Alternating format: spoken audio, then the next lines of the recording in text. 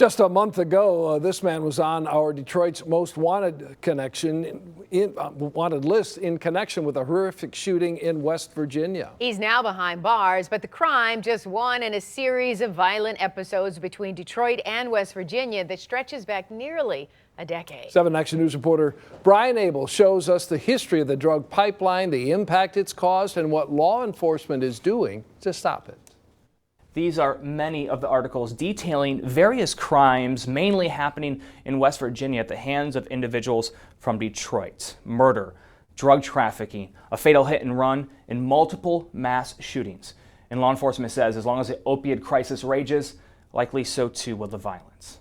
They don't deserve to be here. 7 people were shot. Never, ever felt the pain that I'm going through now. A Detroit man sentenced to jail for 15 years for shooting another Detroit man in Huntington. It's a cycle of violence and crime in West Virginia that far too often begins in Detroit. We've been aware of the pipeline between Detroit and West Virginia for a long time. It's primarily opioids, be it prescription pills, heroin fentanyl.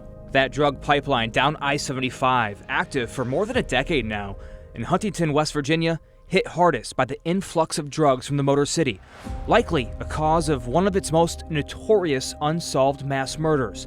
4 teens, ages 16 to 19, shot and killed in a driveway in the early morning hours after prom night in 2005. It affects both communities. The violence that it brings here to Detroit with the source supply section, and then it brings this the drugs and the violence down into West Virginia where they're not used to that. The Detroit-West Virginia connection in headlines just this month. The suspect in the murder of 19-year-old Tamarian Tiller, arrested on heroin charges in West Virginia. And I just can't wait till I can face him to ask him why.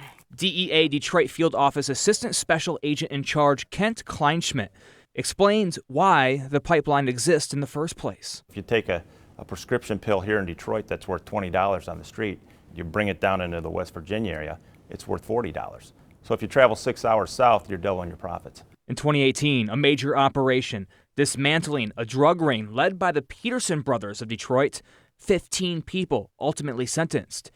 In September, another conviction of a Detroit man for a fatal hit and run.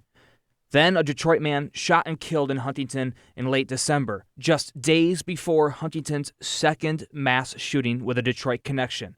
7 people shot inside a hookah bar on New Year's Eve that launched a manhunt for Detroit's Most Wanted. This could have been a tremendous disaster beyond the 7 who were shot.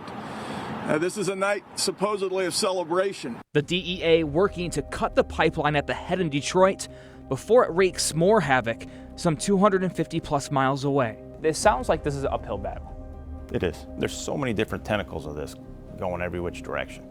So with the opioid problem, but we're now being flooded with methamphetamine, and cocaine is still way up there. And the DEA says they can't fight this alone. It takes people understanding the problem, recognizing something out of the ordinary, and then calling them.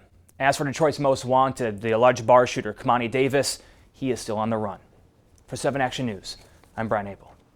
All right, thank you so much, Brian.